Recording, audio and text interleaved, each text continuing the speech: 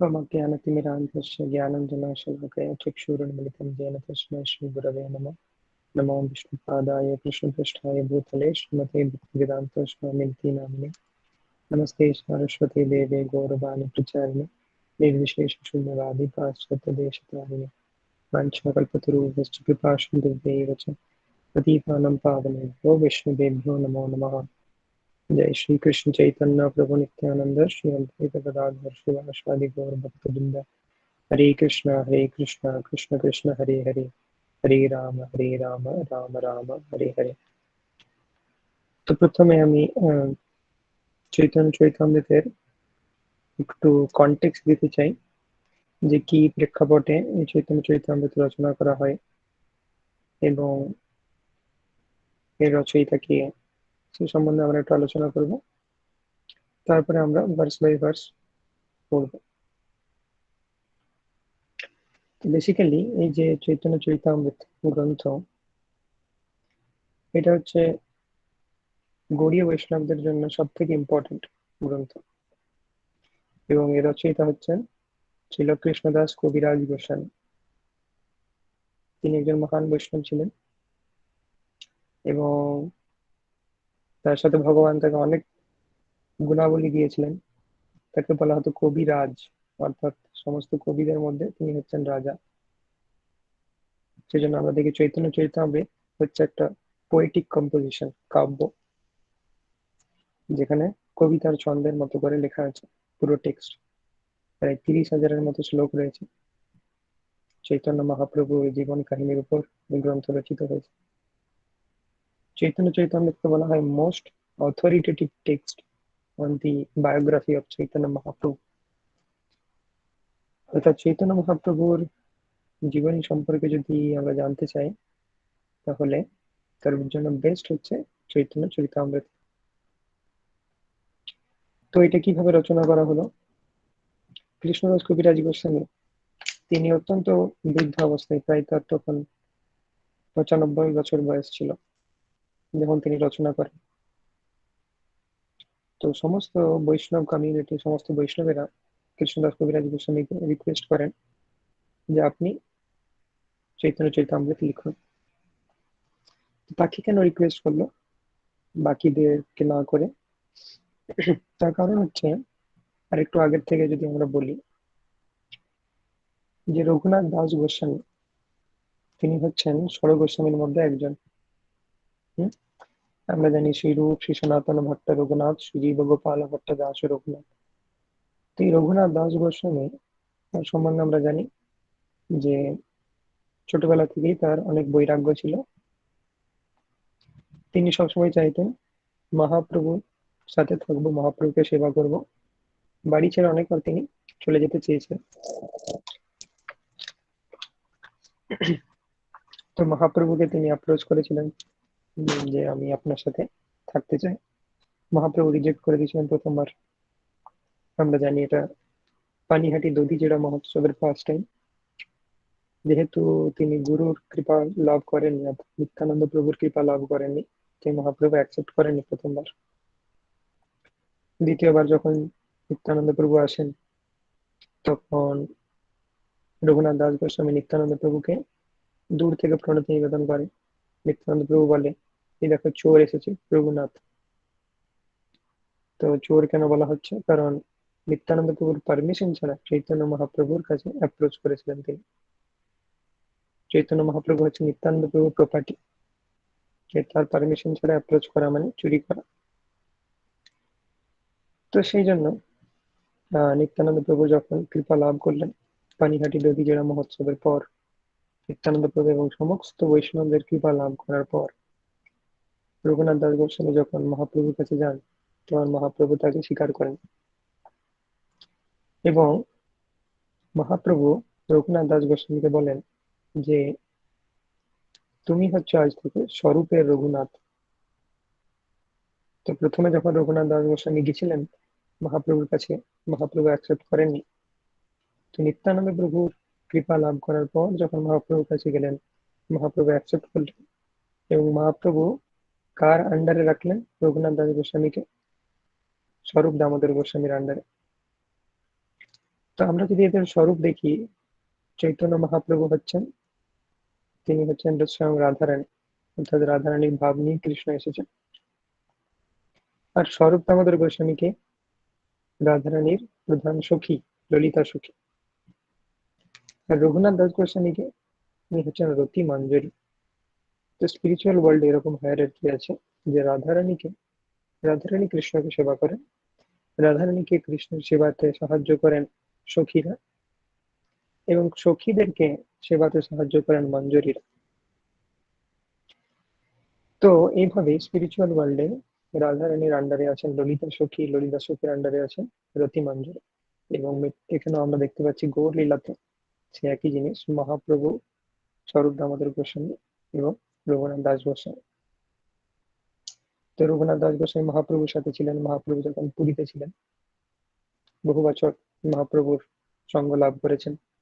Mahaprabhu personally Raghunath Das গোস্বামীকে একটা গোবর্ধন শিলা প্রদান করেছিলেন এবং মহাপ্রভু বলেছিলেন এই গোবর্ধন শিলা হচ্ছে কৃষ্ণের স্বরূপ।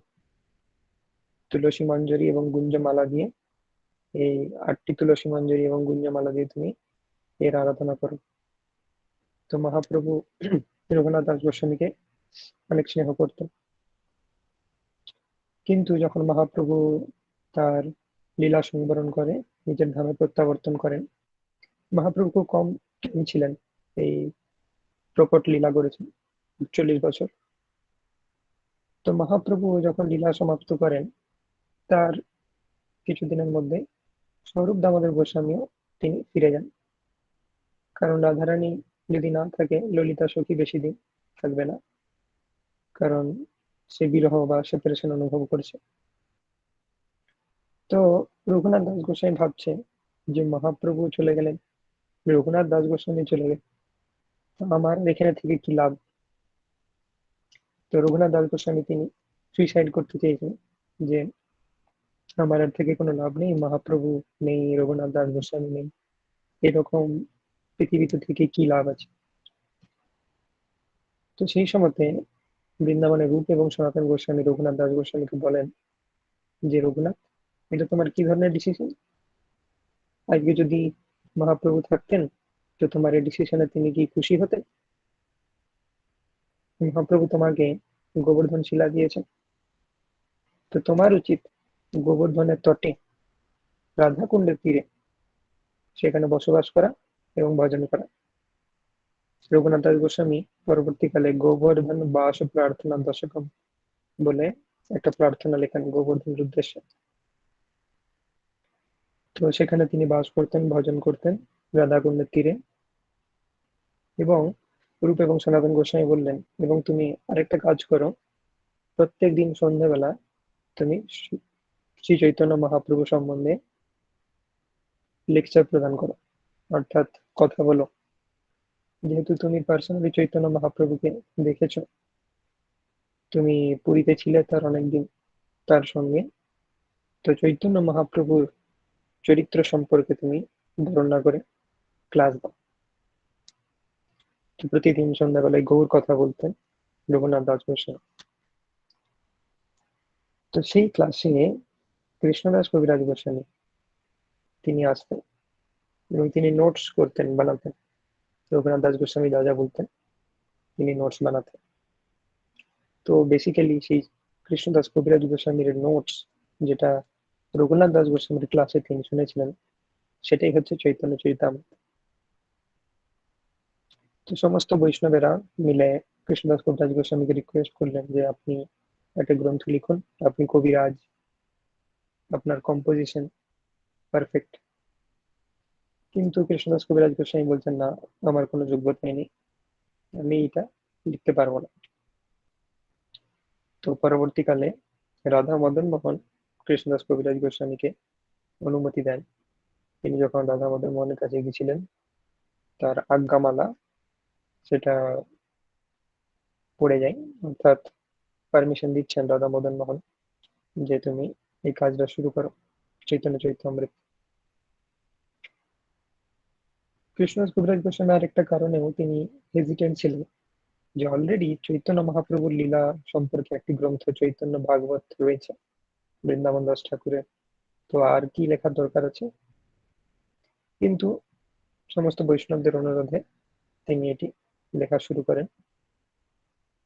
এবং তিনি অনেক বৃদ্ধ বয়সে লিখছিলেন, তো তিনি ভাবছিলেন যে এই কাজটা শেষ করার আগে আমার মৃত্যু হতে পারে, কিন্তু রাধা মদন মোহন তাকে অভয় প্রদান করেন যে তুমি শুরু করো, কোনো অসুবিধা হবে না। তো এইভাবে চৈতন্য চরিতামৃত কৃষ্ণদাস কবিরাজ গোস্বামী লেখেন, এবং এটা এই গ্রন্থ হচ্ছে স্পেসিফিক্যালি গৌড়ীয় বৈষ্ণবদের জন্য খুব ইম্পর্টেন্ট। তো তিনটে গ্রন্থ রয়েছে আমাদের বৈষ্ণব সম্প্রদায়, যেটা হচ্ছে মোস্ট ইম্পর্টেন্ট। প্রথম হচ্ছে ভগবদ গীতা, তারপর শ্রীমদ্ ভাগবতম এবং চৈতন্য চরিতামৃত। তো ভগবদ গীতা সবাইকার জন্য, এমনকি যারা অবৈষ্ণব তারাও ভগবদ গীতা অধ্যয়ন করেন। যেমন শঙ্কর সম্প্রদায় বা মায়াবাদী সম্প্রদায়, তারাও ভগবদ গীতার অধ্যয়ন করেন। শঙ্করাচার্য টিকা দিয়েছেন, শঙ্করাচার্য টিকা দিয়েছেন ভগবদ গীতার উপর। কিন্তু শ্রীমদ্ ভাগবত সেটা আরো ন্যারো ডাউন হয়ে যায় শুধুমাত্র বৈষ্ণবদের জন্য। শ্রীমদ্ ভাগবতম পুরাণমমলম যদ বৈষ্ণবানাং প্রিয়ম, यस्मिन् पारमहंसमेकममलं ज्ञानं परमगीयते, तत्र ज्ञानविरागभक्तिसहितं नैष्कर्म्यमाविष्कृतं, तस्मिन्वांशपठनविचारणपरो भक्त्या विमुच्यन्नरः। तो श्रीमद् भागवतम पुराणममलं যদ বৈষ্ণবানাং প্রিয়ম, শ্রীমদ্ ভাগবত শুধুমাত্র বৈষ্ণবদের জন্য, অর্থাৎ সমস্ত বৈষ্ণবদের জন্য, ব্রহ্মমধ্য গৌড়ীয় সম্প্রদায়, শ্রী সম্প্রদায়, নিম্বার্ক সম্প্রদায় বা রুদ্র সম্প্রদায়, কুমার সম্প্রদায়। কিন্তু এই চৈতন্য চরিতামৃত স্পেসিফিক্যালি গৌড়ীয় বৈষ্ণবদের জন্য, বা যারা ব্রহ্মমধ্য গৌড়ীয় সম্প্রদায় আছে,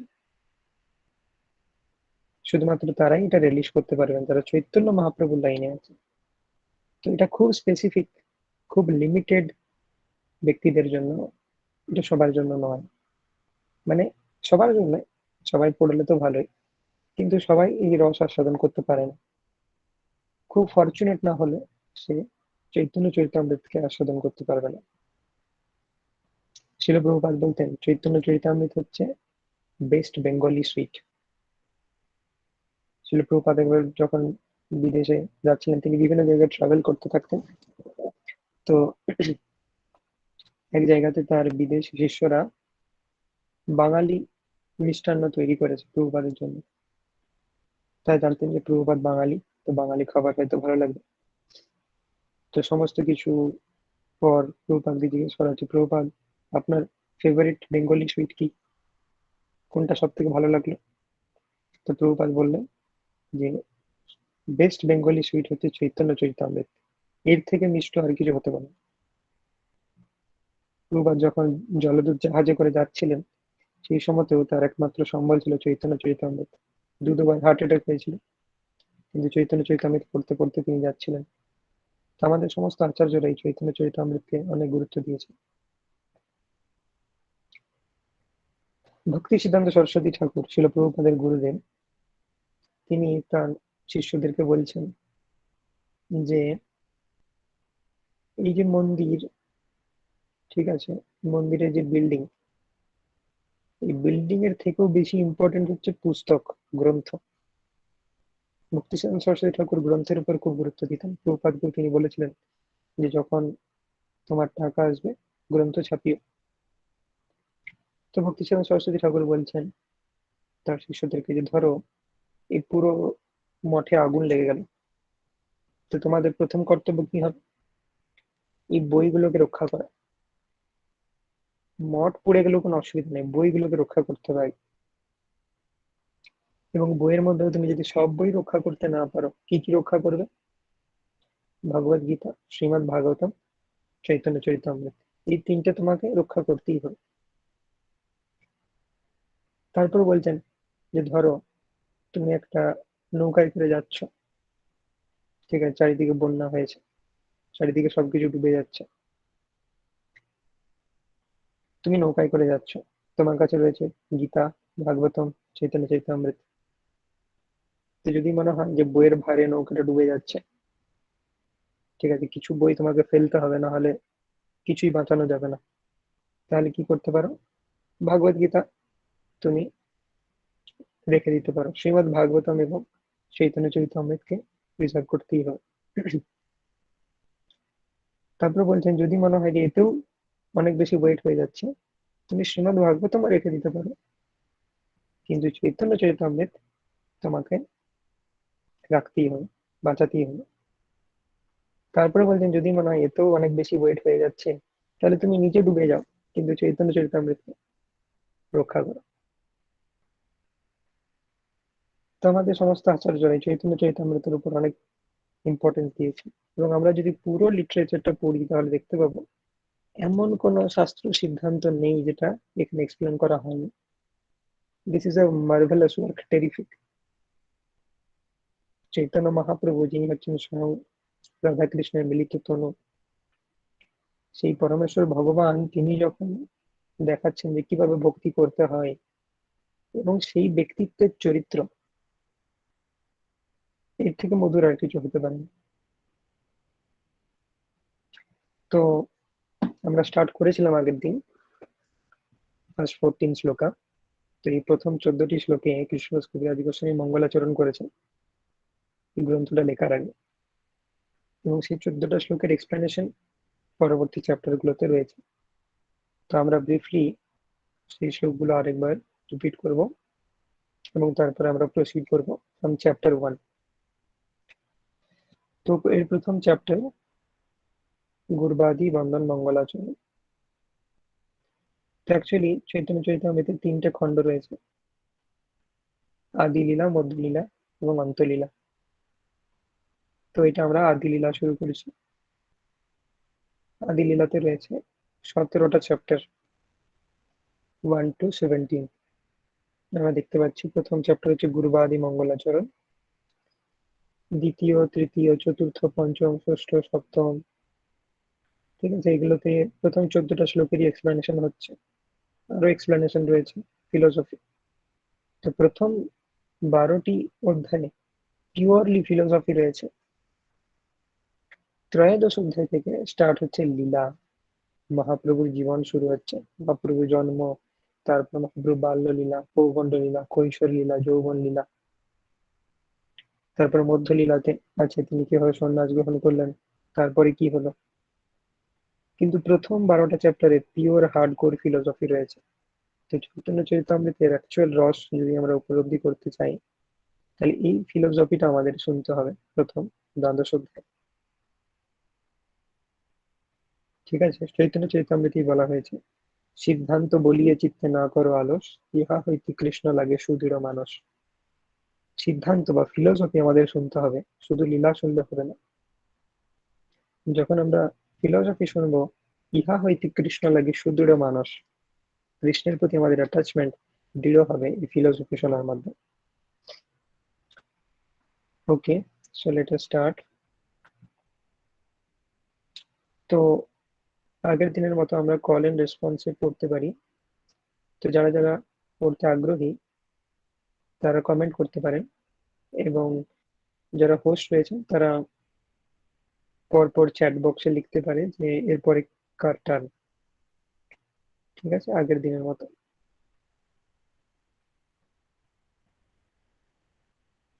তো আপনারা যারা পড়তে চান চ্যাট বক্সে লিখুন বা রেজ হ্যান্ড করুন, এবং হোস্ট অ্যালট করবে যে পরে নেক্সট কে পড়বে। তো প্রথম পরিচ্ছেদ গুরবাদি বন্দন মঙ্গলাচরণ। গ্রন্থ শুরুর পূর্বে কৃষ্ণদাস কবিরাজ গোস্বামী শুরু করেছেন মঙ্গলাচরণ করে। বন্দে গুরুনীশভক্তান ঈশানীশাবতারকন তৎপ্রকাশং তৎশক্তি কৃষ্ণ চৈতন্য সঙ্গকম। পড়ো, রেজ হ্যান্ড করতে পারেন বা কমেন্ট করতে পারেন।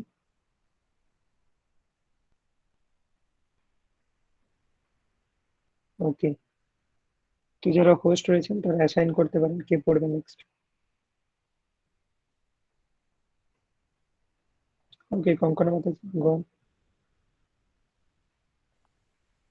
আমি দীক্ষা ও শিক্ষাভেদে গুরুবর্গের, পরমেশ্বর ভগবানের ভক্তবৃন্দের শ্রীবাসাদি, পরমেশ্বর ভগবানের অবতারগণের শ্রী অদ্বৈত আচার্য আদি, পরমেশ্বর ভগবানের প্রকাশসমূহের শ্রী নিত্যানন্দ আদি, পরমেশ্বর ভগবানের শক্তিসমূহের শ্রী গদাধর আদি এবং শ্রী চৈতন্য নামক পরমেশ্বর ভগবানের বন্দনা করি।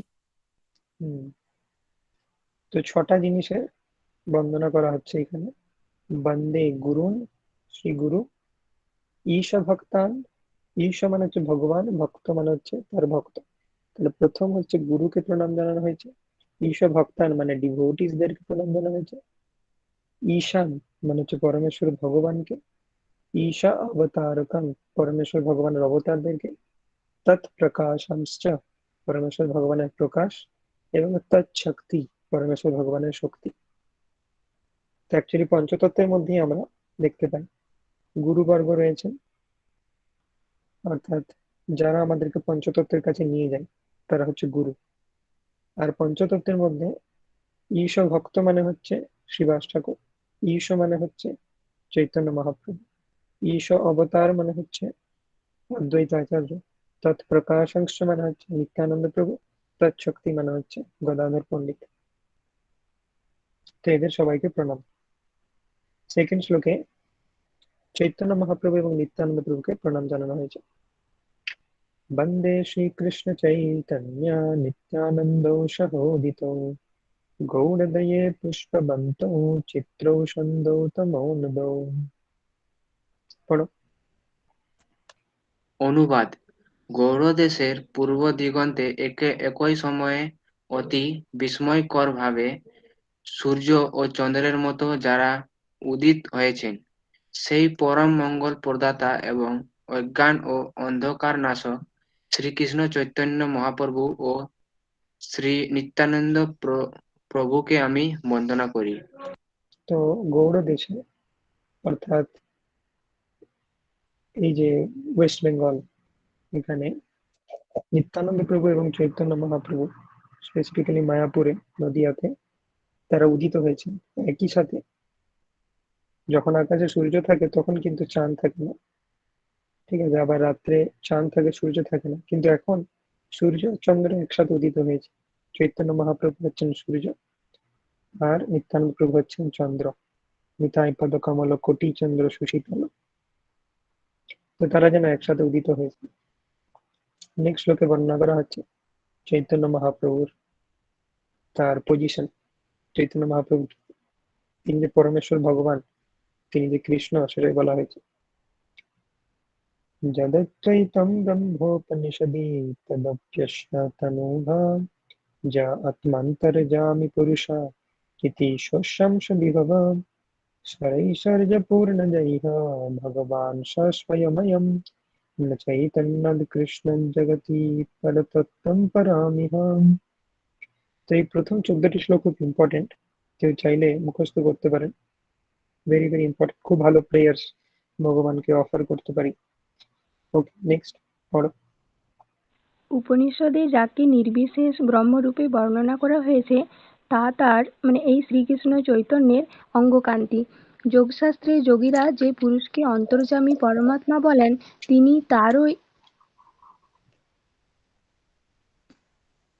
তিনি তারই অর্থাৎ এই শ্রীকৃষ্ণ চৈতন্যের অংশবৈভব। তত্ত্ববিচারে যাকে ষড়ৈশ্বর্যপূর্ণ ভগবান বলা হয়, তিনিও স্বয়ং এই শ্রীকৃষ্ণ চৈতন্যেরই অভিন্ন স্বরূপ। এই জগতে শ্রীকৃষ্ণ চৈতন্য থেকে ভিন্ন পরতত্ত্ব আর কিছু নেই। তো কি বলা হচ্ছে, যদদ্বৈতম ব্রহ্মোপনিষদি তদপ্যশ্যতনোভা যা আত্মান্তর্যামী পুরুষ ইতি শস্যংশ বিভব। অর্থাৎ পরমেশ্বর ভগবানের 3টে ফিচার্স রয়েছে বা 3টে অ্যাসপেক্ট রয়েছে, যেটা শ্রীমদ্ ভাগবতমে বর্ণনা করা হয়েছে। কি কি অ্যাসপেক্ট? वदन्ति तत्तत्त्वविदस्तत्त्वं यज्ञानमव्ययं ब्रह्मेति परमात्मेति भगवान् इति शब्दते। 1.2.11 শ্রীমদ্ ভাগবত। তো সেখানে কি বলা হচ্ছে, ব্রহ্ম, পরমাত্মা, ভগবান, 3টে ফিচার রয়েছে। যারা জ্ঞান যোগী তারা ব্রহ্মরূপে দেখে ভগবানকে, যারা অষ্টাঙ্গ যোগী তারা পরমাত্মা পর্যন্ত বুঝতে পারে, যারা ভক্ত তারা সম্পূর্ণরূপে ভগবানকে বুঝতে পারে। তো এই ব্রহ্মজ্যোতি আর পরমাত্মা পরমেশ্বর ভগবানের অংশ, মানে একটা অ্যাসপেক্ট। তো সেটাই বলা হচ্ছে, যদ অদ্বৈতম ব্রহ্মোপনিষদে, যে অদ্বৈত ব্রহ্ম অর্থাৎ ব্রহ্মজ্যোতি, সেটা কি? তদপ্রশ্য তনুভা, পরমেশ্বর ভগবানের দেহের আভা, তনুভা, যা আত্মান্তর্যামী পুরুষ ইতি শোষাংশ বিভব, অর্থাৎ পরমাত্মা রূপে যে অন্তর্যামী পুরুষ, সে হচ্ছে পরমেশ্বর ভগবানেরই অংশ বিভব, এবং ষড়ৈশ্বর্যপূর্ণ জয়ী ভগবান স্বয়ং, এবং ষড়ৈশ্বর্যপূর্ণ ভগবান শ্রীকৃষ্ণ।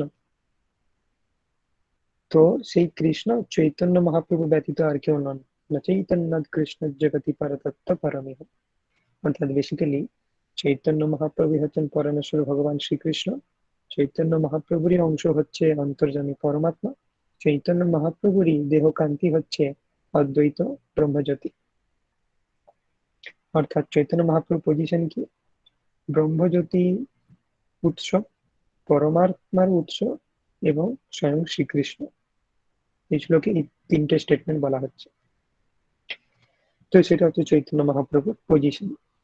এখন চৈতন্য মহাপ্রভু কেন অবতীর্ণ হলেন, তার কারণ, বাহ্যিক কারণ বর্ণনা করা হয়েছে।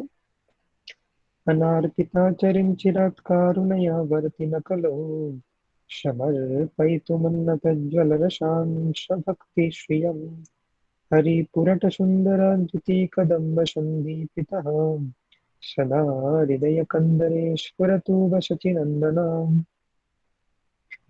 পড়ো।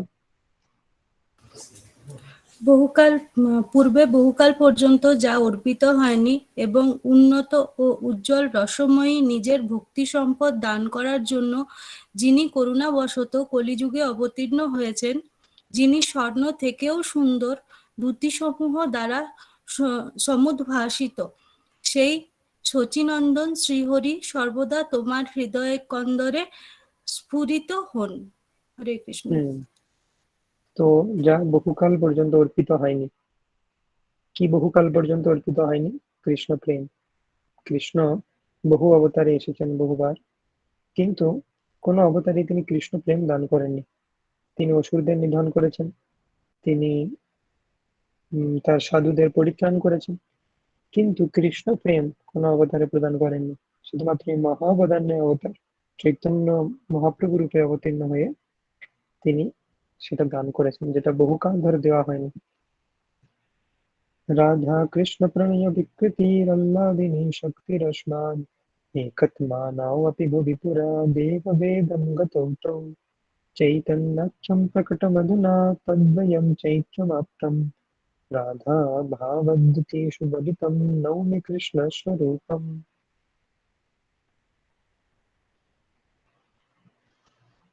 পড়ো।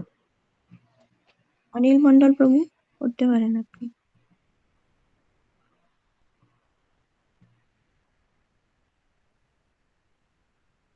আচ্ছা, অন্তরা কর্মকার মাতাজি।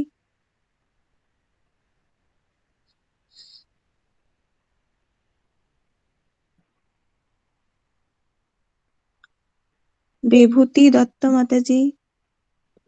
হ্যাঁ মাতাজি, বলছি। শ্রী রাধিকা শ্রীকৃষ্ণের প্রণয়ের বিকার স্বরূপা, সুতরাং শ্রীমতী রাধারানী শ্রীকৃষ্ণের আহ্লাদিনী শক্তি। এই জন্য শ্রীমতী রাধারানী ও শ্রীকৃষ্ণ একাত্মা হলেও তারা অনাদিকাল থেকে গোলকে পৃথক দেহ ধারণ করে আছেন। এখন সেই দুই চিন্ময় দেহ পুনরায় একত্রে যুক্ত হয়ে শ্রীকৃষ্ণ চৈতন্য নামে প্রকট হয়েছেন। শ্রীমতী রাধারানীর এই ভাব ও ক্লান্তিযুক্ত শ্রীকৃষ্ণ স্বরূপ শ্রী চৈতন্যকে আমি প্রণতি নিবেদন করি। তো চৈতন্য মহাপ্রভুর আইডেন্টিটি অর্থাৎ তার পজিশন আমরা জানলাম, তার বাহ্যিক আবির্ভাবের কারণ জানলাম। এখন আভ্যন্তরীণ কারণ কি, তিনি ইন্টারনালি কি জন্য আবির্ভূত হয়েছে, তিনি অ্যাকচুয়ালি কে? তো সেটা এখানে বলা হচ্ছে যে চৈতন্য মহাপ্রভু হচ্ছেন রাধা এবং কৃষ্ণের মিলিত তনু। রাধা কৃষ্ণ প্রণয় বিকৃত আহ্লাদিনী শক্তির আসমাত, রাধা হচ্ছেন শ্রীকৃষ্ণের আহ্লাদিনী শক্তি। তারা গোলকে বিভিন্ন দুটো সেপারেট দেহে আছেন কৃষ্ণ এবং রাধা লীলার জন্য, কিন্তু তারা এই কলিযুগে চৈতন্যক্ষম প্রকটমধুনা তদ্বয়ম চৈক্যম আপ্তম, তারা একত্রিত হয়ে চৈতন্য অবতারে এসেছে। এবং এই চৈতন্য অবতার কিরকম? রাধা ভাব দ্বিতীয়সু বলিতম নৌমি কৃষ্ণ স্বরূপম। রাধারানীর ভাব এবং দ্যুতি মানে হচ্ছে অঙ্গকান্তি চৈতন্য মহাপ্রভুর মধ্যে রয়েছে, কিন্তু অ্যাকচুয়ালি স্বরূপে তিনি হচ্ছেন কৃষ্ণ, অর্থাৎ অন্তঃকৃষ্ণ বহিঃগৌর।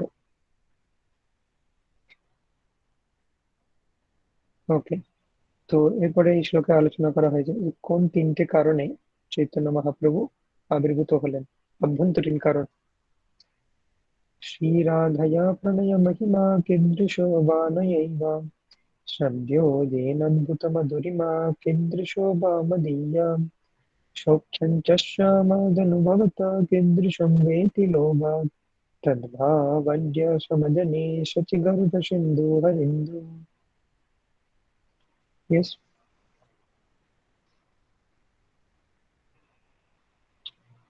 যারা পড়েছেন তাদেরকে রিপিট করা যেতে পারে যদি নিউ কেউ না পড়ছে। আমি পড়তে পারি? পড়ো।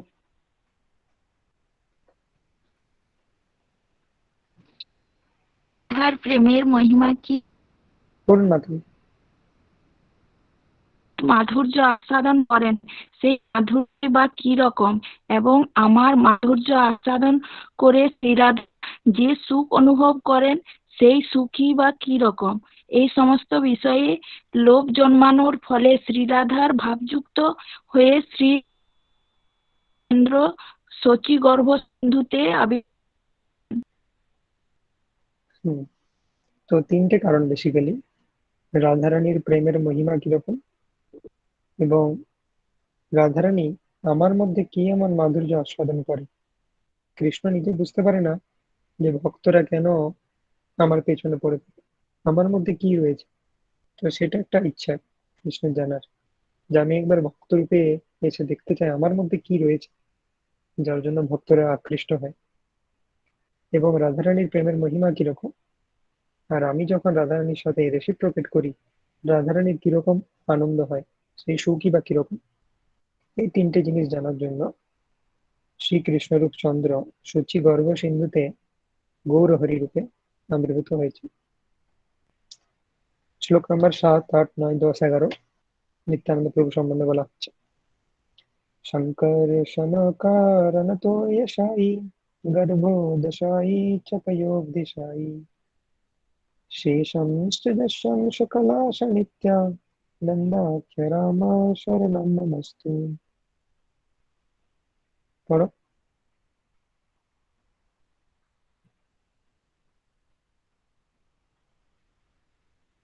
সুশোভন প্রভু পড়তে হবে। হরে কৃষ্ণ প্রভু।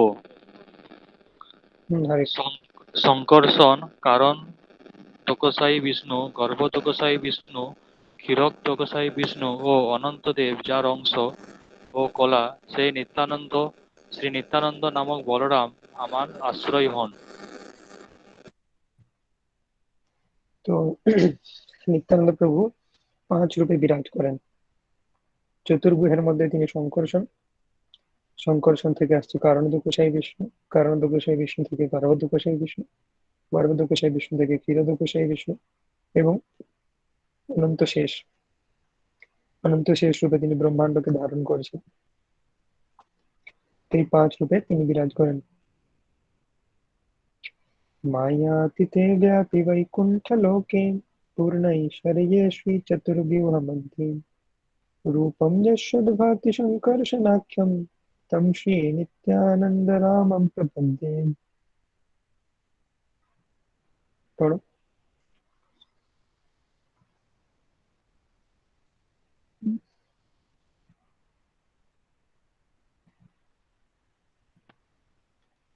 রিপিট করা যেতে পারে। হ্যাঁ, অজানা মাতাজি। হরে কৃষ্ণ। মায়াতীত সর্বব্যাপক বৈকুণ্ঠ লোকে বাসুদেব, শঙ্কর্ষণ, প্রদ্যুম্ন ও অনিরুদ্ধ এই পূর্ণ ঐশ্বর্য সমন্বিত চতুর্ভুজের মধ্যে যিনি শঙ্কর্ষণ রূপে বিরাজমান, সেই নিত্যানন্দ স্বরূপ বলরামের শ্রী চরণ কমলে আমি প্রপত্তি করি। তো প্রথম রূপ হচ্ছে সংকর্ষণ, চুপ অর্থাৎ কর, খেতে চতুর্ভুজের খেতে মধ্যে। করবো না। হরে কৃষ্ণ। দেখো হুম, তো চতুর্ভুজের মধ্যে তিনি হচ্ছেন সংকর্ষণ।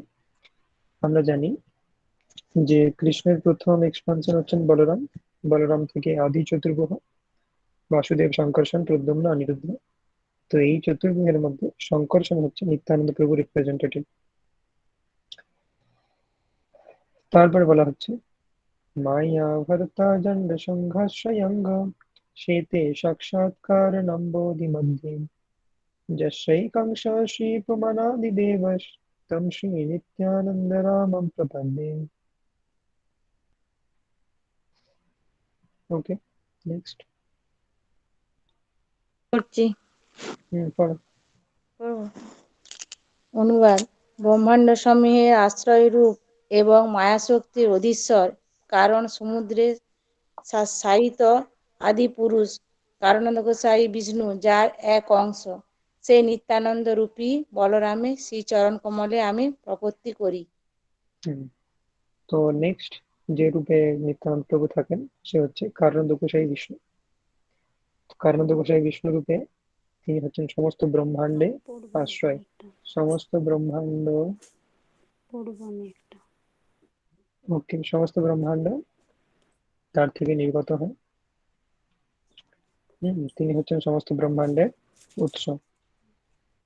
মহাবিষ্ণু বা কারণোদকশায়ী বিষ্ণু প্রতি নিঃশ্বাসের সাথে তার দেহ থেকে কোটি কোটি ব্রহ্মাণ্ড নির্গত। যশংশংস শ্রীলগর্ভোদশায়ী জন্যাভব্জং লোকসংঘাতনাদম লোকষষ্ঠো শ্রুতিকাধামধাতুষ তম শ্রী নিত্যানন্দ রামম প্রপদ্যে। প্রভু পড়বো। হ্যাঁ, নিশ্চয়। অনুবাদ। যার নাভি পদ্মের নাল লোক স্রষ্টা ব্রহ্মার সূতিকাধাম ও লোক সমূহের বিশ্রাম স্থান, সেই গর্ভোদকশায়ী বিষ্ণু, যার অংশের অংশ, সেই শ্রী নিত্যানন্দ রামকে আমি সশ্রদ্ধ প্রণতি নিবেদন করি। তো এখানে বলা হচ্ছে যে গর্ভোদকশায়ী বিষ্ণু সম্পর্কে বলা হচ্ছে নেক্সট রূপ। তো প্রথমে নিত্যানন্দ প্রভুর অংশ হচ্ছেন কারণোদকশায়ী বিষ্ণু, কারণোদকশায়ী বিষ্ণুর অংশ হচ্ছেন গর্ভোদকশায়ী বিষ্ণু। তাহলে গর্ভোদকশায়ী বিষ্ণু হচ্ছেন নিত্যানন্দ প্রভুর অংশের অংশ, সেই জন্য বলা হচ্ছে যশাংশ, অংশের অংশ। তো গর্ভোদকশায়ী বিষ্ণু হচ্ছেন নিত্যানন্দ প্রভুর অংশের অংশ, এবং এই গর্ভোদকশায়ী বিষ্ণু নাভিপদ্ম থেকে ব্রহ্মার সৃষ্টি হয় এবং 14 প্ল্যানেটারি সিস্টেম, 14 ভুবন সৃষ্টি হয়। এরপরে এই গর্ভোদকশায়ী বিষ্ণু থেকে আসছেন ক্ষীরোদকশায়ী বিষ্ণু। যশাংশ পরত্মাখিলানাম পোষ্ট বিষ্ণুর্ভাতি দুগ্ধাব্দিশায়ী সৌনির্ভরতা যৎকলা শোপ্যনন্তশ তম শ্রী নিত্যানন্দ রামম প্রপদ্যে। নেক্সট।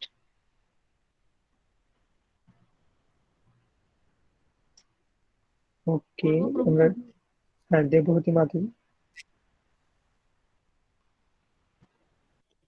যার অংশাতে অংশের অংশ হচ্ছেন ক্ষীর সমুদ্রে শায়িত ক্ষীরোদকশায়ী বিষ্ণু, সেই ক্ষীরোদকশায়ী বিষ্ণু হচ্ছেন সমস্ত জীবের হৃদয়ে বিরাজমান পরমাত্মা ও সমস্ত ব্রহ্মাণ্ডের পালনকর্তা, এবং পৃথিবী ধারণকারী শেষনাগ হচ্ছেন যার কলা, সেই নিত্যানন্দ রূপী বলরামের শ্রীচরণ কমলে আমি প্রপত্তি করি।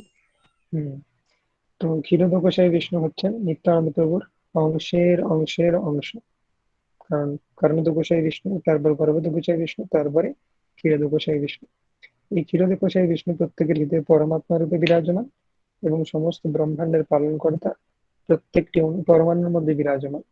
এবং এছাড়াও নিত্যানন্দ প্রভুর আরেকটি অংশ হচ্ছে শেষ নাগ, যিনি সমস্ত পৃথিবীকে ধারণ করেছেন, বা আমরা যদি বেদিক কসমোলজি দেখি ভূমণ্ডলকে ধারণ করে আছে। আচ্ছা, আপনাদের গুগল মিটে রেজ হ্যান্ড বলে একটা অপশন দেখতে পাবেন, তো এখানে যারা পড়তে চাইছেন নেক্সট ভার্স রেজ হ্যান্ড করুন, তাহলে আমি দেখতে পাবো যে নেক্সট কারা কারা পড়তে চাইছে। ওকে, তো 7 থেকে 11 নম্বর শ্লোকে নিত্যানন্দ প্রভুর বর্ণনা করা হয়েছে। এখন 12 এবং 13 নম্বর শ্লোকে অদ্বৈত আচার্যের বর্ণনা করা হচ্ছে। মহাবিষ্ণুর্জগৎকর্তা মায়য়া সৃজত্তদ তস্যাবতার এবায়ম অদ্বৈতাচার্য ঈশ্বর। তনুশ্রীমা, ওকে, হ্যাঁ, তুষারকান্তি যে প্রভু, মাতাজি পড়ছি প্রভু। হ্যাঁ হ্যাঁ হ্যাঁ, পড়ুন মাতা।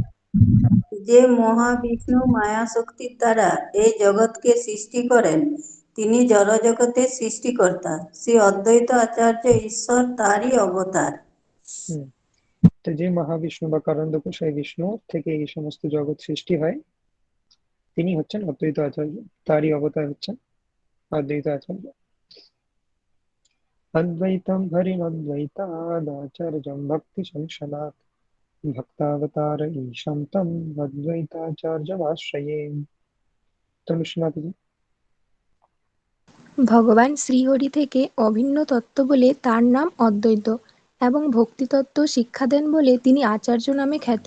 সেই ভক্তাবতার অদ্বৈতাচার্য ঈশ্বরকে আমি আশ্রয় করি। তো অদ্বৈত আচার্য নাম কেন তার, সেটা বর্ণনা করা হয়েছে। কারণ তিনি হচ্ছেন ভগবান, তিনি হচ্ছেন শ্রীহরি, অর্থাৎ কারণদ গোসাই বিষ্ণু। তো ভগবানের সাথে অভিন্ন তিনি, সেজন্য নাম অদ্বৈত। এবং আচার্য কেন? কারণ তিনি নিজে ভক্তি আচরণ করে অপরকে শিক্ষা দেন। 14 নম্বর শ্লোকে সমগ্র পঞ্চতত্ত্বকে বন্দনা করা হয়েছে। এই শ্লোকটাকে বলা হয় পঞ্চতত্ত্ব প্রণাম মন্ত্র। অ্যাটলিস্ট এটা সবাইকার মনে রাখা উচিত। তো এটা আমার পরে পরে আপনারা রিপিট করতে পারেন। পঞ্চতত্ত্বাত্মকম কৃষ্ণম পঞ্চতত্ত্বকম কৃষ্ণম ভক্তরূপ স্বরূপকম ভক্তরূপস্বরূপকম ভক্তাবতারম ভক্তাখ্যম ভক্তাবতারং ভক্তাবতারং ভক্তাখ্যং ভক্তং নমামি ভক্ত শক্তিকম। নমামি ভক্তশক্তিকম। নেক্সট কি আছে পড়ো।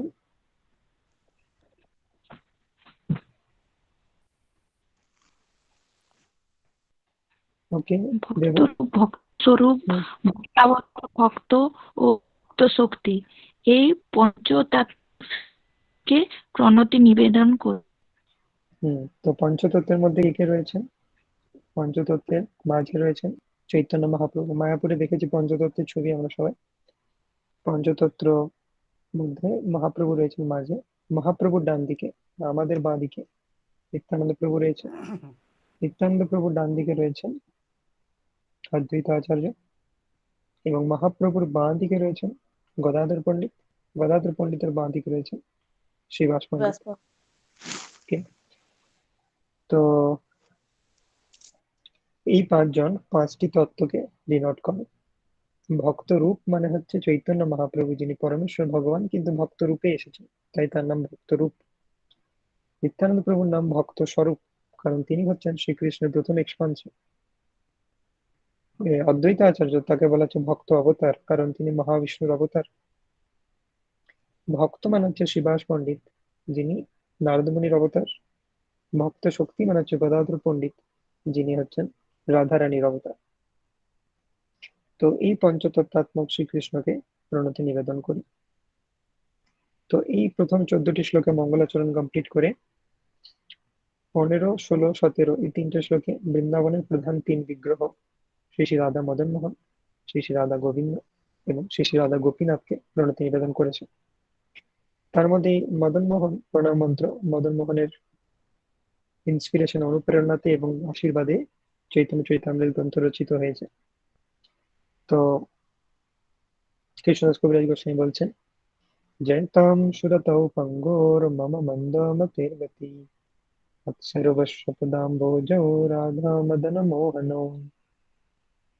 পড়ো দেবভূতি মাতাজি।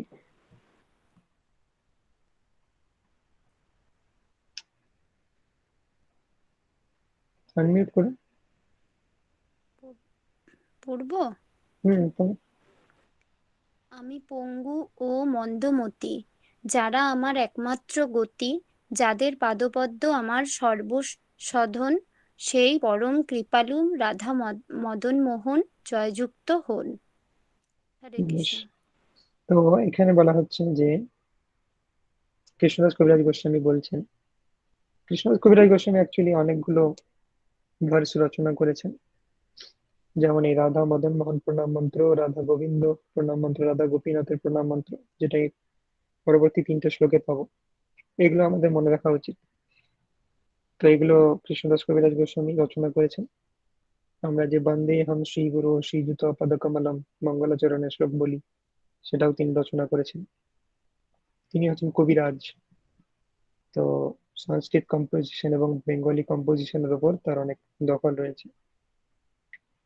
তো কৃষ্ণদাস কবিরাজ গোস্বামী বলছেন, আমি পঙ্গু এবং মন্দমতি, আমার কোনো বুদ্ধি নেই, আমার কোনো কিছু করার ক্ষমতা নেই, যারা আমার একমাত্র গতি, যাদের পদপদ্ম আমার সর্বস্ব ধন, সেই পরম কৃপালু রাধা মদন মোহন জয়যুক্ত হন। তো রাধা মদন মোহনকে বলা হয়, তারা হচ্ছে সম্বন্ধ অধিদেব। 3টে বিষয় রয়েছে, সম্বন্ধ, অভিধেয়, প্রয়োজন। তো রাধা মদন মোহনের কৃপাতে কৃষ্ণের সাথে আমাদের সম্বন্ধ প্রতিষ্ঠা হয়। রাধা গোবিন্দের কৃপাতে আমরা কৃষ্ণের সেবা করতে পারি, এবং রাধা গোপীনাথের কৃপাতে আমরা কৃষ্ণ প্রেম লাভ করি। সম্বন্ধ অধিদেব, অভিধেয় অধিদেব এবং প্রয়োজন অধিদেব। তো এরপরে রাধা গোবিন্দ দেবের প্রণাম মন্ত্র। দিব্যাদ বৃন্দারণ্য কল্পন্দ্রমাধা শ্রীমদ রত্নাগার সিংহাসনস্থো শ্রীমদ রাধা শীল গোবিন্দ দেব পৃষ্ঠালিবি সেব্যমানো স্মরামি। পড়ো, নেক্সট কি আছে? আচ্ছা, বাবা পড়ো,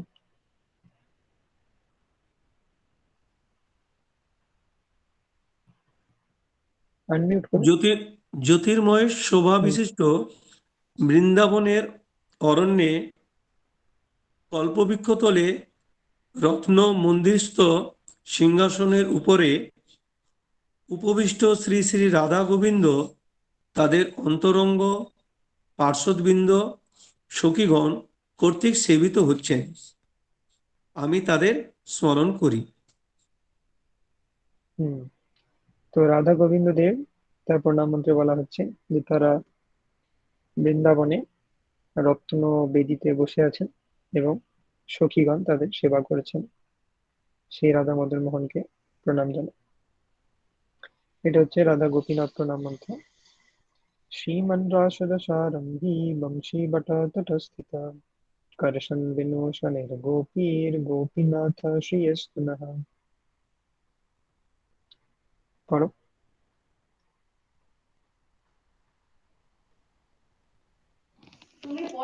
হরে কৃষ্ণ। हरे कृष्ण। রাসনৃত্য রসের প্রবর্তক বংশীবট ততস্থিত পরম সুন্দর শ্রী গোপীনাথ বেণুধ্বনি দ্বারা গোপীগণকে আকর্ষণ করেন। তিনি আমাদের মঙ্গল বিধান করুন। ইয়েস, তো ওই গোপীরা হচ্ছেন কৃষ্ণ প্রেমের একদম পারফেক্ট স্টেজ। তো সেই জন্যই গোপীদের যে নাথ, তিনি আমাদেরকে কৃষ্ণ প্রেম প্রদান করেন। তো রাধা মদন মোহন কৃষ্ণের সাথে আমাদের যে হারিয়ে যাওয়া সম্পর্ক, সেটা পুনঃপ্রতিষ্ঠা করেন। রাধা গোবিন্দ দেব আমাদেরকে কৃষ্ণের সেবায় নিযুক্ত করেন, এবং রাধা গোপীনাথ আমাদের কৃষ্ণ প্রেম দান করেন। তো মঙ্গলাচরণ ইজ কমপ্লিট, এবং এরপরে আমরা স্টার্ট করছি।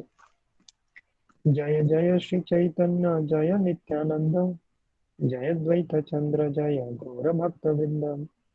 শ্রী চৈতন্য মহাপ্রভু এবং শ্রী নিত্যানন্দ প্রভুর জয় হোক, শ্রী অদ্বৈত চন্দ্রের জয় হোক সমস্ত গৌর ভক্তবৃন্দের। এই তিন ঠাকুর গৌড়িয়াকে করিয়াছেন আত্মসাৎ, এই তিনের চরণ বন্ধ তিনে মোর নাথ। বৃন্দাবনের এই 3 বিগ্রহ মদন মোহন, গোবিন্দ, গোপীনাথ গৌড়ীয় বৈষ্ণবদের অর্থাৎ শ্রী চৈতন্য মহাপ্রভু ভক্তবৃন্দদের হৃদয় জয় করেছে।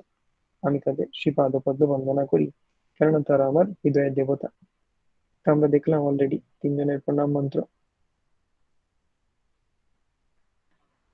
ওকে, তো প্রভুপাদ অনেক ডিটেলসে বলেছেন এই 3 বিগ্রহ সম্বন্ধে। তো আবার আমরা যেহেতু সপ্তাহে একদিন বা উইকলি ক্লাস হচ্ছে, তো আমরা তাৎপর্য সব কভার করতে পারবো না। তো আপনারা তাৎপর্য পড়ুন নিজেরা, এবং আমরা একটা ওভারভিউ আলোচনা করব। গ্রন্থের আরম্ভে করি মঙ্গলাচরণ, গুরু বৈষ্ণব ভগবান তিনেরও স্মরণ।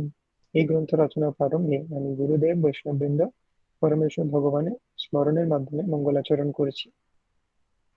তা আমরা দেখেছিলাম প্রথম শ্লোকে ছিল বন্দে গুরু নিশ ভক্তা নিশা নিশাবতারকম তৎপ্রকাশং শক্তি কৃষ্ণ চৈতন্য সঙ্গকম। তো এই প্রথম চ্যাপ্টারে প্রথম যে শ্লোক মঙ্গলাচরণের সেটা আলোচনা করা হয়, প্রথম এবং দ্বিতীয় শ্লোক অ্যাকচুয়ালি, অর্থাৎ যেটা উনি সংস্কৃতে বলেছেন প্রথম 14টি শ্লোকে, এরপরে বেঙ্গলিতে অর্থাৎ এই ছন্দের আকারে কাব্যের মাধ্যমে তিনি সেটা এক্সপ্লেন করবেন। এখন তিনি 3 বিগ্রহ সম্বন্ধে বলছেন, রাধা মদন মোহন, রাধা গোবিন্দ, রাধা গোপীনাথ। তিনের স্মরণে হয় বিঘ্ন বিনাশন, অনায়াসে হয় নিজ বাঞ্ছিত পূরণ। এই 3 বিগ্রহের স্মরণে সমস্ত বিঘ্ন দূর হয় এবং অনায়াসে নিজের মনোবাঞ্ছা পূর্ণ হয়। সেই মঙ্গলাচরণ হয় ত্রিবিধ প্রকার, বস্তু নির্দেশ আশীর্বাদ নমস্কার। এই মঙ্গলাচরণ হচ্ছে 3 প্রকার: তত্ত্ববস্তু সম্বন্ধে নির্দেশ, আশীর্বাদ এবং সশ্রদ্ধ প্রণাম। যখনই আমরা মঙ্গলাচরণ করি তার মধ্যে এই 3টে জিনিস থাকতে হবে।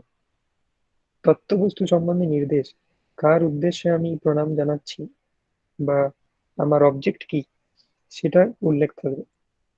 আশীর্বাদ, অর্থাৎ যেমন এখানে আমরা দেখলাম যে গুরু বৈষ্ণবদের আশীর্বাদ প্রার্থনা করেছেন, সেই জিনিসটা থাকবে। এবং সশ্রদ্ধ প্রণাম, প্রণতি নিবেদন করা, সেই কম্পোনেন্ট থাকবে। এই 3টে জিনিস থাকবে যে কোনো মঙ্গলাচরণে। তো এরপরে কৃষ্ণদাস কবিরাজ গোস্বামী বলছেন যে তিনি কিভাবে মঙ্গলাচরণটা ডিজাইন করেছেন। প্রথম 2 শ্লোকে ইষ্ট দেব নমস্কার, সামান্য বিশেষ রূপে দ্বৈত প্রকার। তো এই জন্যই একটা খুব ইম্পর্টেন্ট স্টেপ হচ্ছে চৈতন্য চরিতামৃত যদি আমাদের ভালো করে বুঝতে হয়, তাহলে আই উইল রেকমেন্ড যে প্রথম 14টা শ্লোক যেন মুখস্থ থাকে। ঠিক আছে, অ্যাটলিস্ট মুখস্থ না থাকলেও একটা খাতায় লিখে নিয়ে বা বই নিয়ে সেটা সাথে নিয়ে বসতে হবে, কারণ এই 14টা শ্লোক সম্বন্ধে বহুবার বলা হবে। প্রথম 12টা চ্যাপ্টার রয়েছে, পুরো আদি লীলাটাই রয়েছে প্রায় এই 14টা শ্লোকের এক্সপ্লেনেশন। তো এটা যদি আমাদের মাথায় না থাকে প্রথম শ্লোকে কি বলা হয়েছে, সেকেন্ড শ্লোকে কি বলা হয়েছে, তাহলে মুশকিল আছে। তো সেই জন্য এই 14টা শ্লোক আমাদেরকে মনে রাখার চেষ্টা করতে হবে। তো দ্বিতীয় শ্লোকে বলা হয়েছিল যে বন্দে শ্রীকৃষ্ণ চৈতন্য নিত্যানন্দ সহোদিত গৌড়বে পুষ্পবন্ত চিত্র সন্দৌত মৌনদ। আর প্রথম শ্লোক ছিল বন্দে গুরু নিশা ভক্ত নিশা নিশাবতারক। তো প্রথম শ্লোকে 6টা তত্ত্বকে প্রণাম জানানো হয়েছিল: গুরুদেব, ভগবান, ভগবানের ভক্ত, ভগবানের অবতার, ভগবানের প্রকাশ, ভগবানের শক্তি। আর দ্বিতীয় শ্লোকে নিত্যানন্দ প্রভু এবং চৈতন্য মহাপ্রভু একত্রে সূর্য এবং চন্দ্র রূপে উদিত হয়েছিল সেটা বলা হয়েছে। তো প্রথম 2টো শ্লোকে ইষ্টদেবকে নমস্কার করা হচ্ছে। ইষ্টদেব মানে চৈতন্য মহাপ্রভু এবং নিত্যানন্দ প্রভু। তো প্রথম শ্লোকে বলা হয় যে চৈতন্য মহাপ্রভু 6 রূপে প্রকাশিত হয়ে আমাদেরকে কৃপা করেছেন, সেই 6 তত্ত্বকে প্রণাম। আর সেকেন্ড শ্লোকে নিত্যানন্দ প্রভু এবং চৈতন্য মহাপ্রভুকে নমস্কার করা হয়েছে। তৃতীয় শ্লোকটি ছিল যদদ্বৈতম ব্রহ্মোপনিষদি তদপ্যশ্বতনুভা। চৈতন্য মহাপ্রভুর পজিশন, চৈতন্য মহাপ্রভু ব্রহ্মের উৎস মানে ব্রহ্মজ্যোতির উৎস, চৈতন্য মহাপ্রভু পরমাত্মার উৎস এবং চৈতন্য মহাপ্রভু স্বয়ং পরমেশ্বর ভগবান। ওকে, তো তৃতীয় শ্লোকে কি বলা হচ্ছে? তৃতীয় শ্লোকেতে করি বস্তুর নির্দেশ, যাহা হইতে জানি পর তত্ত্বের উদ্দেশ। তৃতীয় শ্লোকে পরম তত্ত্ববস্তু সম্বন্ধে নির্দেশ প্রদান করা হয়েছে। এই বর্ণনার মাধ্যমে পরম তত্ত্বকে দর্শন করা যায়। ওকে,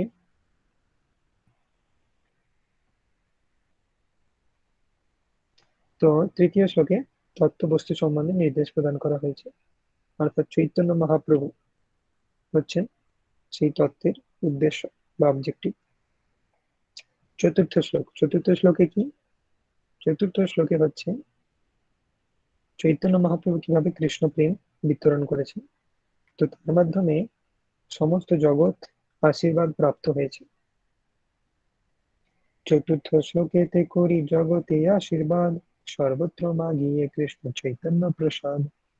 সকলের জন্য চৈতন্য মহাপ্রভুর আশীর্বাদ প্রার্থনা করা হয়েছে চতুর্থ শ্লোকে। সমগ্র জগতের প্রতি ভগবানের করুণার কথা বর্ণনা করেছি।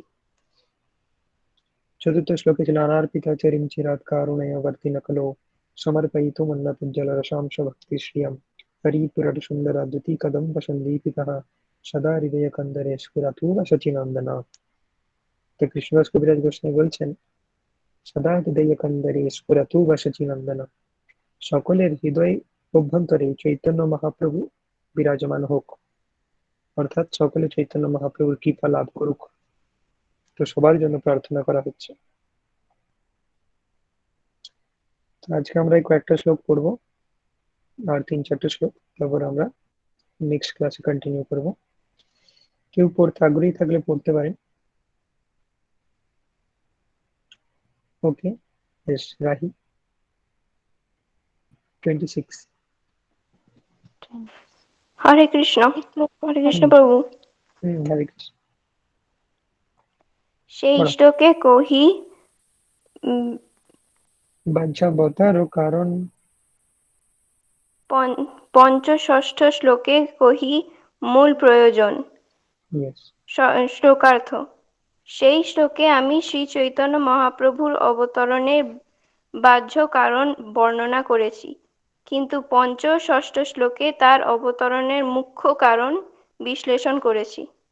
ইয়েস। তো চতুর্থ শ্লোকে বাহ্যিক অবতরণের কারণ, চৈতন্য মহাপ্রভুর অবতরণের বাহ্যিক কারণ কি? কৃষ্ণ প্রেম দান করে। এবং পঞ্চ এবং ষষ্ঠ শ্লোকে কি বলা হয়েছে যে অরিজিনাল কারণ কি সেটা বর্ণনা করা হয়েছে। তো এর পিছনে একটা গ্রেট সায়েন্স রয়েছে, মানে আমাদের আচার্যরা ডিপ ফিলোসফি বলেছেন। তো আমি সেই পয়েন্টটা মেনশন করে আজকে কমপ্লিট করব। তো বেসিক্যালি ভগবানের বিভিন্ন অবতার রয়েছে, বিভিন্ন সময় তারা আবির্ভূত হন। তো এই সমস্ত বিভিন্ন অবতার তাদেরকে বলা হয় শিডিউলড ইনকারনেশন, যারা বিভিন্ন যুগে অবতীর্ণ হন। সত্য, ত্রেতা, দ্বাপর, কলি, প্রত্যেকটি যুগে ভগবান একজন করে অবতারকে পাঠান, তাদেরকে বলা হয় যুগাবতার। কিন্তু ব্রহ্মার প্রতিদিনে একবার। তো তার আগে আমাদেরকে বুঝতে হবে ব্রহ্মার প্রতিদিন মানে কি। ব্রহ্মার একদিন মানে আমাদের মতো একদিন নয় যে 12 ঘন্টা দিন 12 ঘন্টা রাত বাস হয়ে গেল একদিন। ব্রহ্মার হিসাবে একদিন মানে 1000 চতুর্যুগ আমাদের হিসাবে। চতুর্যুগ মানে কি? কলিযুগ মানে হচ্ছে 4,32,000 বছর, দ্বাপর মানে হচ্ছে 8,64,000 বছর, ত্রেতা মানে হচ্ছে 12,96,000 বছর, সত্যযুগ মানে হচ্ছে 17,28,000 বছর। চারটি যুগে কম্বাইন করলে হয় 43,20,000 বছর। এটা হচ্ছে এক চতুর্যুগ। এরকম 1000টা চতুর্যুগ যখন হয় তখন তাকে বলা হচ্ছে ব্রহ্মার একদিন। তো ব্রহ্মার একদিনে যে 1000 চতুর্যুগ রয়েছে, সেই 1000টি চতুর্যুগ 14টা মনুর শাসনকালে বিভক্ত। প্রত্যেকটা মনু গড়ে 71 চতুর্যুগ শাসন করেন। এর মধ্যে সপ্তম মনুর শাসনকাল, সপ্তম মনুর নাম হচ্ছে বৈবস্বত মনু, যার শাসনকাল চলছে এখন। সপ্তম মনুর শাসনকালে 28তম চতুর্যুগে তার দাপরে কৃষ্ণ স্বয়ং আসেন, এবং তার পরের যে কলিযুগ সেটাতে চৈতন্য মহাপ্রভু আসেন। তো এটা কিরকম? যেমন একটা মালিকের অনেক কোম্পানি থাকতে পারে, ঠিক আছে, একটা মালিকের অনেক কোম্পানি রয়েছে, অনেক ফ্যাক্টরি রয়েছে। তো প্রত্যেক দিন রিপোর্ট নেওয়ার জন্য মালিক প্রত্যেকটা কোম্পানিতে এক একজন করে রিপ্রেজেন্টেটিভ পাঠায়, সে প্রতিদিন যায়। কিন্তু মালিক বলল যে আজকে আমি যাব, ঠিক আছে আমি আজকে যাবো রিপোর্ট দিতে। তো মালিক যদি যায় তাহলে আলাদাভাবে আর রিপ্রেজেন্টেটিভকে যাওয়ার দরকার আছে? দরকার নেই। তাহলে সে মালিকের সাথে একসাথে যাবে এবং গিয়ে তাকে মালিককে দেখিয়ে দেবে যে এরা এই কাজ করছে, এই কাজ করছে, তো সে মালিকের সাথেই যাবে, তাই তো? তো সিমিলারলি প্রত্যেকটি যুগে একজন করে যুগ অবতার শিডিউলড আছে, মানে তিনি আসবেন একজন করে যুগ অবতার, এবং এসে তিনি যুগ ধর্ম প্রবর্তন করে দিয়ে চলে যাবেন। কিন্তু যখন এই ব্রহ্মার একদিনের সপ্তম মনুর শাসনকালের 28তম চতুর্যুগের দাপরে যখন কৃষ্ণ ঠিক করেন আসবো, তখন যে শিডিউল্ড ইনকারনেশন তারও টাইম, আবার কৃষ্ণ বলছেন আসবো। তাহলে কৃষ্ণ পরমেশ্বর ভগবান তিনি যখন আসছেন, আলাদা করে আর যুগ অবতারকে আসার দরকার নেই। তো যুগ অবতার কৃষ্ণের মধ্যে কম্বাইন হয়ে দুজনে একসাথে আসে। সেজন্য আমরা দেখতে পাই যে কৃষ্ণ লীলাতে দু ধরনের লীলা করেছেন কৃষ্ণ। একটা হচ্ছে গোপীদের সাথে লীলা করেছেন এবং যশোদা মায়ের সাথে লীলা করেছেন, তার বন্ধুদের সাথে আনন্দ করেছেন, শ্রীমতী রাধারানীর সাথে লীলা করেছেন। এইটা একটা নেচার কৃষ্ণের। আরেকটা নেচার হচ্ছে আমরা দেখেছি কংসকে বধ করেছে এবং বকাসুরকে, অর্থাৎ আমাদের বিভিন্ন অঘাসুর, তারপরে পুতনা, কালিয়া, এদেরকে দমন করেছে, বিভিন্ন ধরনের অসুর নিধন করেছে। তাহলে দুই ধরনের লীলা দেখতে পাই। যে ধরনে তিনি গোপীদের সাথে, রাধারানীর সাথে, যশোদা মায়ের সাথে লীলা করেছেন সেটা হচ্ছে অ্যাকচুয়াল কৃষ্ণ বৃন্দাবনের। আর যে অসুর নিধন করছে সে হচ্ছে শিডিউল্ড ইনকারনেশন। তো সেই জন্য তাকে বলা হয় বাসুদেব কৃষ্ণ। আর যে অ্যাকচুয়াল লীলা করছেন, অ্যাকচুয়াল কৃষ্ণ, তার নাম হচ্ছে বৃন্দাবন কৃষ্ণ। তো যখন মহাপ্রভু বা কৃষ্ণ আসেন তখন এই শিডিউল্ড ইনকারনেশন তার সাথে মিলিত হয়ে আসেন এবং দুজনে আলাদা আলাদা কাজ করে। যেমন কৃষ্ণ যখন এসেছিলেন শিডিউল্ড ইনকারনেশন বাসুদেব কৃষ্ণ এসেছিলেন, এবং কৃষ্ণের লীলাতে আমরা দেখতে পাই বাসুদেব কৃষ্ণ অসুর নিধন করেছেন আর বৃন্দাবন কৃষ্ণ বৃন্দাবন লীলা করেছেন। সেরকম চৈতন্য মহাপ্রভুর সমতেও কলিযুগের যে শিডিউল্ড ইনকারনেশন সে চৈতন্য মহাপ্রভুর সাথে আসে এবং চৈতন্য মহাপ্রভু নিজের কাজ করেন, শিডিউল্ড ইনকারনেশন তার কাজ করেন। শিডিউল্ড ইনকারনেশন কৃষ্ণ প্রেম বিতরণ করছেন, অর্থাৎ যুগ ধর্মের প্রচার করছেন, আর চৈতন্য মহাপ্রভু নিজের পারপাস ফুলফিল করছেন, অর্থাৎ তিনি রাধারানীর প্রেমের মহিমা আস্বাদন করছেন, ভক্ত হয়ে কৃষ্ণ বিভিন্ন কোয়ালিটি আস্বাদন করছেন। তো বেসিক্যালি যখন চৈতন্য মহাপ্রভু বা কৃষ্ণ আসছেন তখন আলাদা করে আর যুগ অবতারকে আসার দরকার নেই, তারা কম্বাইন্ড ফর্মে আসেন এবং যেটা নিজেদের কাজ করেন। তো সেই জন্য এই যে যুগ অবতার যে কাজটা করেন সেইটাকে বলা হচ্ছে বাহ্যিক কারণ। আর আভ্যন্তরীণ কারণ মানে অরিজিনাল চৈতন্য মহাপ্রভু যে জন্য আসেন সেটা হচ্ছে আভ্যন্তরীণ কারণ। তো চতুর্থ শ্লোকে বলা হয়েছে কৃষ্ণ প্রেম বিতরণ হচ্ছে বাহ্যিক কারণ, আর পঞ্চম এবং ষষ্ঠ শ্লোকে মূল প্রয়োজন, অর্থাৎ কি আসল প্রয়োজন ছিল চৈতন্য অবতারের। কৃষ্ণ প্রেম বিতরণ করা তো অন্য শিডিউল্ড ইনকারনেশন দিয়েও হয়ে যেত, কিন্তু চৈতন্য রূপে তাকে নেমে আসতে হলো কেন? কৃষ্ণ যদি চায় রাধারানীর মতো ভাবে আমি ভক্তির রস আস্বাদন করবো, সেটা শিডিউল্ড ইনকারনেশন দিয়ে হবে না, সেইটা হচ্ছে মূল প্রয়োজন। এই 6 শ্লোকে কহি চৈতন্যের তত্ত্ব, আর পঞ্চ শ্লোকে নিত্যানন্দের মহত্ব। এই প্রথম 6টি শ্লোকে চৈতন্য মহাপ্রভুর তত্ত্ব বিশ্লেষণ করেছি, পরবর্তী 5টি শ্লোকে নিত্যানন্দ প্রভুর মহিমা বর্ণনা করেছি। তো এরপর থেকে আমরা নেক্সট দিন কন্টিনিউ করবো শ্লোক নাম্বার 27, আদি লীলা, ফার্স্ট চ্যাপ্টার। श्री चैतन्य चरितामृत की जय, श्रील प्रभुपाद की जय, निताई गौर प्रेमानंदे, हरि हरि बोल।